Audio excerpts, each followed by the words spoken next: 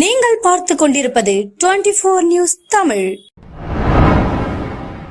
வன சுற்றுச்சூழலுக்கு பேராபத்தான நெகிழி பிளாஸ்டிக் கண்ணாடி மதுபான பாட்டில்கள் அகற்றம்.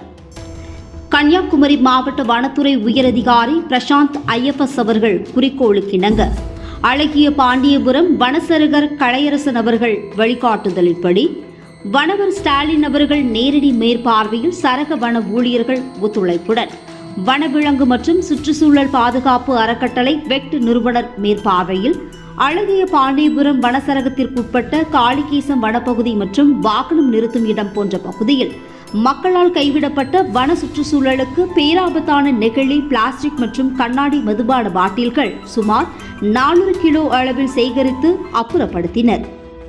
24 நியூஸ் தமிழ் செய்திகளுக்காக கன்னியாகுமரி மாவட்ட செய்தியாளர் டாக்டர் அபிஸ் ராஜா.